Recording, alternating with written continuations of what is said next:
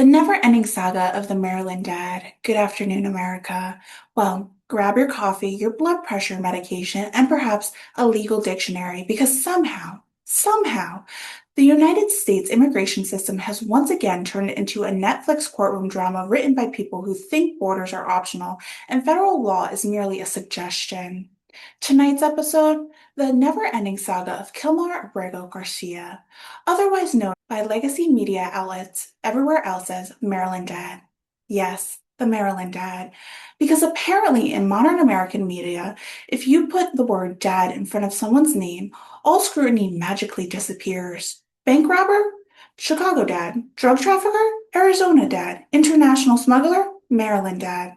It's remarkable branding, really. And now, after months of political theater, emotional grandstanding, activist demonstrations, cable news crying session, congressional outrage tours, and enough Democratic press conferences to qualify as a Broadway musical, a federal judge has dismissed the federal human smuggling indictment against Kilmar Abrego-Garcia. The judge, the U.S. District Judge Waverly Crenshaw, Jr., appointed after being nominated in 2015 by former President Barack Obama. And with that ruling, ladies and gentlemen, we may finally be approach the end of one of the most exhausting immigration sagas in recent American history. At least, we hope so, because enough is enough. Now, let's rewind this circus for a moment. Kilmar Abrego-Garcia became the progressive media network folk hero after being deported amid controversy surrounding immigration enforcement under President Donald Trump. To hear Democrats describe it, you'd think Garcia was Abraham Lincoln crossed with Mother Teresa. They called him a family man, a victim, a wrongfully targeted Maryland father, a symbol of cruel immigration enforcement. A symbol? That is what it became. Not about immigration law, not about border enforcement, not about whether deportation orders should actually mean something. No. This became another political prop in the Democrats' endless campaign to portray immigration enforcement as morally evil. And here's the problem. Garcia wasn't just some random guy minding his own business who accidentally wandered into an ICE office while asking for directions to Starbucks. According to years of allegations and investigation, Garcia had been tied to suspected gang affiliation, including allegations involving MS-13. Now, every time it comes up, Democrats suddenly become defense attorneys. Oh, those were just allegations. Interesting, because these are the same people who believe allegations alone would destroy Supreme Court nominees, police officers, public opponents, and conservative public figures within 5 minutes of a Twitter post. But suddenly, when immigration enforcement enters the equation, everybody becomes Clarence Darrow. And here's the part media desperately avoids. Garcia was already under a 2019 immigration court order. Let me repeat that for the people at CNN hiding under a weighted blanket. A 2019 immigration court order, meaning an immigration judge has already determined he was subjected to removal proceedings. This wasn't some random roadside misunderstanding. This wasn't, oops, wrong guy. There was already a legal process, already a ruling, already an order. But in America now, immigration law apparently only counts if progressive activists approve of it. And if the ruling helps Democrats politically, judges are sacred defenders of democracy. If the ruling helps border enforcement, suddenly the judiciary is a systematically flawed, convenient. And then came one of the most embarrassing political photo ops in recent memory. Democratic Senator Chris Van Hollen decided to essentially become Garcia's international public relations manager. The Maryland senator traveled to El Salvador in what looked less like a diplomatic mission and more like a college reunion trip sponsored by MSNBC. And yes, Americans were treated to images and reports of Van Hollen casually sitting with Garcia over drinks, while the media acted like this was some profound act of humanitarian bravery, because apparently this is now the highest priority for the United States senator. Not inflation, not border crisis, not violent crimes, not fentanyl deaths, not national debt, no. Cocktails with the Maryland Dad. And honestly, if this whole thing weren't so absurd, it would actually be funny. You had Democrat politicians treating Garcia like Nelson Marta, returning from political imprisonment. Meanwhile, millions of Americans sitting at home were asking, wait, isn't this the guy that already was ordered to remove years ago? Yes, it was. Now let's discuss Friday's ruling. Judge Waverly Crenshaw Jr. dismissed the federal human smuggling indictment against Garcia, and legal experts across the country immediately started debating whether this was procedural, political, or simply another example of activist judicial intervention in an immigration case that had already spiraled into national political spectacles. Because normally judges avoid inserting themselves into politically radioactive immigration narratives unless absolutely necessary. But not anymore. Today, we live in America where immigration cases become a cable news war, a congressional fundraiser, a social media campaign, and eventually a courtroom battleground.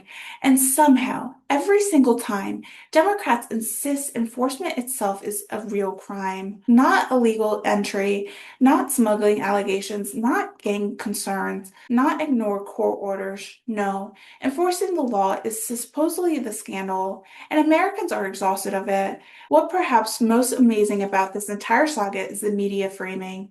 You'll notice something very interesting. When American families lose a loved one to illegal immigration crime, the media suddenly becomes extremely cautious about emotional storytelling. But when someone facing deportation becomes politically useful, oh, suddenly we got family portraits, emotional piano musicals, interviews with relatives, sympathetic headlines, and carefully selected phrases like Maryland Dad. It's branding, political branding, because if the public sees man deportation order tied to gang allegations, that creates one reaction. But Maryland Dad separated from family, that creates another. And legacy media knows exactly what they're doing. Here's the real question nobody in Washington seems willing to answer honestly. If immigration court orders do not matter, then why have immigration courts at all? Seriously, if a judge issued a removal order in 2019 and years later politicians, activists, and media outlets still insist deportation is somehow illegitimate, then what exactly is the point of having the system? What message does this send? When immigration law is optional, the deportation orders are merely guidelines that enforcement only applies selectively because millions of illegal immigrants around the world follow the process correctly. They wait, they apply, they spend money, they follow the rule, they respect the system, and then they watch American politicians bend over backwards defending people already ordered for removal. That is what infuriates so many Americans. Not cruelty, not racism, not xenophobia, fairness. And remember, this case exploded during one of the most border crises in modern American history.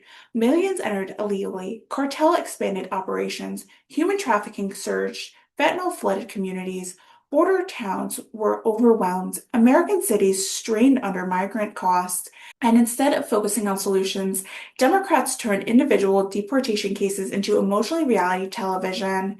Every enforcement action became heartless, cruel, fascist, authoritarian. Meanwhile, everyday Americans watched their own communities deteriorate under policies that were clearly not working. But questioning it, that made you the bad guy. And yes, before the outrage emails began flooding in from progressive activists with blue animal profile pictures on social media, nobody is saying families are irrelevant, but being a father does not magically erase immigration violations or court orders. America cannot function under legal standards where parenthood becomes immunity from enforcement. Otherwise, every deportation case ends with the same way. Well, he's a dad. Okay, and millions of people are parents. The law still exists, and Democrats still do not understand why immigration has become such a devastating issue politically for them. Because Americans increasingly see a party more emotionally invested in defending illegal immigrants than protecting the integrity of the immigration system itself. But the perception becomes political reality, and every time Democrats evaluate another controversial deportation case in the national crusade, they reinforce the perception they cannot help themselves. At some point, the country has to decide whether the law matters.